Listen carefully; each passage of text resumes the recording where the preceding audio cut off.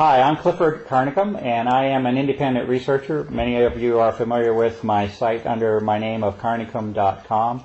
I'm an independent researcher on what I call the aerosol issue, aerosol crimes, popularly known or referred to as chemtrails. But for about 10 years I've been doing research on the aerosol issue, the deliberate introduction of massive amounts of particulates into our atmosphere. Our purpose here today is not to debate or discuss the reality of that subject. It is to go into a much deeper subject, and that is the biological consequences of these aerosol operations, with a particular interest in a condition that has emerged that has been called Morgellons. I'm here with Gwen Scott, Dr. Gwen Scott, a naturopathic doctor, a longtime friend, associate, and collaborator on research that we have done over 10 years now, with a great deal of recent activity over the last 3 months, specifically on, again, the Morgellons issue. My work on this issue started in August of 2006, and there was an individual that presented physical samples to me of a skin condition, along with the reports that wherever she went with these samples, that she either received no information back from the doctors, or that she was ridiculed, or that she was called delusional. This is how this individual was treated. This apparently went on for several years.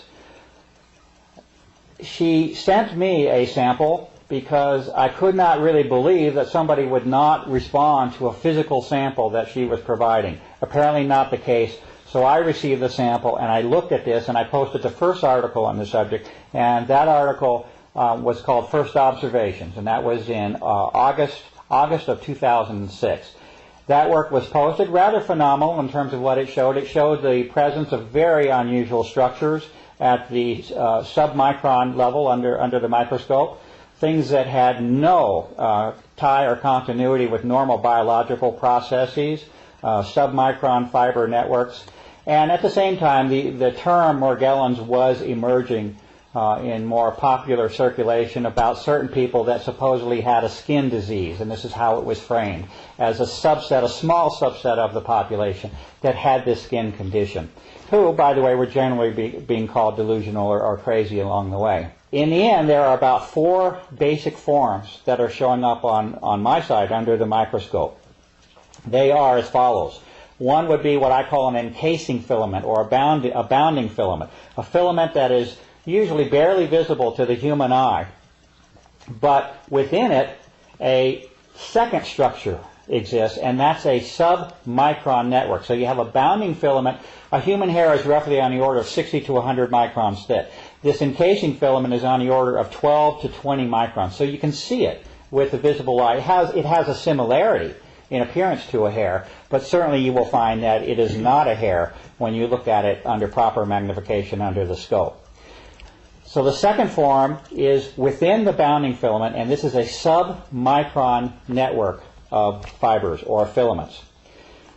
The third form is that it's a coccus form, it appears. It appears to have strong similarities to what would be called a coccus bacterial form, a spherical form. These structures are measuring at the submicron level also. Approximately 1/2 to 7/10 of a micron is the best size that I can come up with. And the fourth structure is what I'm right now calling a hybrid form, and this is something which is somewhat in between. It's somewhat of a transition between the filament and that coccus form that I'm speaking of, although it's aligned more closely to the filament form. It's just not as long and not as irregular in its appearance. These are 4 basic forms which are appearing over and over and over. Now, the reason that this issue has come into prominence is because not only has there been a finding of these I call them pathogens. I can come up with no other term than that these are pathogens. These are invaders of the human body which cause ill health or certainly I don't know how you can avoid the condition of calling it a disease in that sense, but Gwen and I have our own thoughts on this. But certainly the condition of the blood that I'm seeing over and over and over is not a healthy one. You have 2 things that are important here, I think, to identify. One would be that those individuals that were, let's say, segregated or classified as being something an unusual segment of the population that had this condition called Morgellons, again in quotes, is plain false from what I can see. It is not, in the end, a small segment of the population that is to be isolated and segregated, as something unusual. In fact, the information and evidence is indicating that these same pathogenic forms, although they were originally found, it is true that those individuals that were classified as having Morgellons, again in quotes, those individuals called these forms to attention. This is where it first was examined, because you had something physical manifesting outside of the body, skin for example. So it is true that these individuals called attention to the problem. However, when you start looking at those same conditions that were arrived at within that individual, it is seen that these same physical conditions are applying themselves, it appears, to the entire, or let's say to the general population. It's hard to avoid that conclusion right now.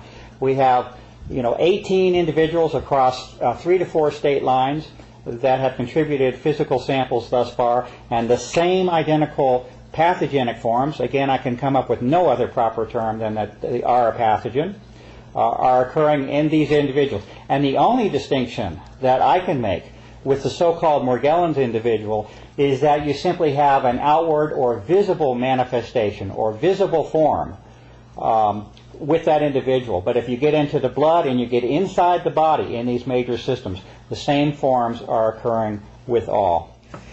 Dovetailing what Clifford was saying, this is not a disease, folks, and that's a terrible misleading that's going on in Morgellons disease. I've been working with this, well, it's a network of things for a couple of 3 years now. At first I had no clue what I was working with, using my own body basically as a laboratory. And I began to see that there are a lot of components. Morgellons was just a name put on this because people were demonstrating something through their skin, as Clifford mentioned, which later under the microscope we begin to see very unusual forms. But it is a very compound, complex network of pathogens, organic, inorganic, and all kinds of things. Fibers, we have heavy metals, we have bacterias, funguses, viruses, all kinds of things that seem to be working somehow synergistically, none of them good to the human body and human health.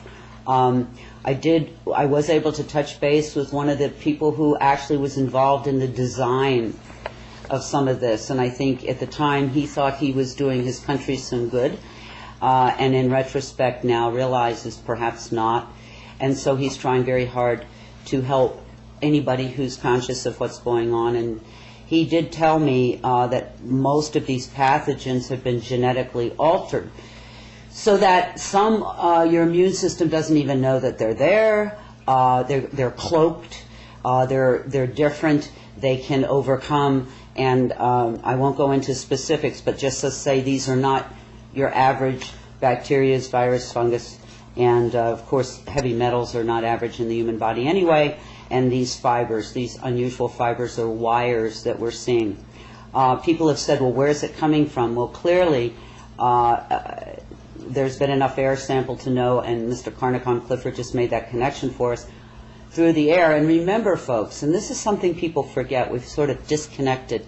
Hopefully we can reconnect with some very important things today. Whatever you breathe in is systemic or system-wide to your whole body in less than a minute. And these things that we're talking about here are very small, tiny, tiny, tiny particles, goes into the lungs, go directly into the blood supply. No oversight. Nobody knows, this is a slow process of discovery, can be changed on any given day without our permission or knowledge. So it's pretty disturbing when you think about it. But we do know that some of these, at least, are coming into us with deliberation through the air supply. I have been told by this same gentleman that it is also being delivered to us through our food supply, particularly commercial pre-processed, pre-produced foods. Something to think about in terms of your diet. And also, I have a personal belief, I have no proof, that perhaps through inoculation, willing inoculation for many years, That, well, I say willing, we were sort of told we had to get all those inoculations. But anyway, so there you go. One of the things I think that is most disturbing about these times, that even the people who are conscious or aware, if they're not demonstrating fibers coming out of their bodies, they go, well, I'm sorry for those people, but it's not me. What I am discovering along with Clifford over time here is that every single human that goes through a series of sampling and testing seems to have this condition. I don't even want to call it Morgellons. It's a compound complex assault on the body. One thing that has been noticed is that without exception, every human I have met, when they take a consistent body temperature testing every day, falls way below the normal 98.6 that we're supposed to be. There are people who are down in the 94, 95 range consistently. But most everyone, if not everyone, whose temperature we take ends up being very, very low. And that's something else you can do in indicating that perhaps things are a little crooked. The reason I think this is important is, if not for yourself, okay, say you don't care about yourself, but I know you love somebody, you have children, you have a mom or a dad, a brother or a sister, you know, you can just sort of look away or do the ostrich thing, but believe me, whether you and yours are dealing with the chemtrails, the aerosol spraying or not, it's dealing with you. And if we don't begin to accept that, as difficult as it is, and for most people of consciousness and good heart, it's inconceivable that anyone would want to harm their fellow man that way, by coming to the recognition that perhaps there are some folks who do, and for what reason I have no clue. But we do know that there is a specific physical test that has been established. Gwen is the one that discovered this. And thus far, on essentially a random sample of 18 people across the country, every single one of them is producing the same physical forms, which I must declare, the best that I can, as being a pathogenic form. These are not meant to be in the human body, what is being seen here. I also want to let it be known how the CDC has responded to this issue. And if we're counting on the federal government and the federal agencies to give us the scoop and the lowdown on this issue, we've got a very serious problem. Because if you look at the CDC's history here, they have been anywhere from completely ignoring the issue. They've taken several tactics, several along the way, and they change according to what appears to be appropriate for them at the time. One is complete refusal and denial to even acknowledge the subject. The next stage they got into was one of labeling the condition as delusional. They put it up on their website that this is a delusion, falling right in line, again, with a tactic that was used. Then there appeared to have been pressure applied to that agency, and they removed the delusional reference and acknowledged that such a thing might exist in some form, but we don't know anything about it, that we're going to do a study, but nothing happened. This was on for at least a year and a half. They declared an intent, nothing happens. It then evolves to the point where there's a press club, a national press club, where there's an acknowledgement of the issue. And what do they do there? They say that we're going to study this. There's no sufficient funds established for a study. The study is confined to a specific group of people with a specific health organization, Kaiser Health Organization. A very specific test. And who's the main scientific let's say, arbitrator of this? The Armed Forces Institute of Pathology. Okay, this is who is supposedly evaluating the reality of this condition will be the military. So, and now we're at the point where there supposedly will be some information released a year and a half on this specific group of people. So if we're counting on the CDC or the general press to help us circulate information, there's obviously a problem. This is one of the reasons that Gwen and I are together here.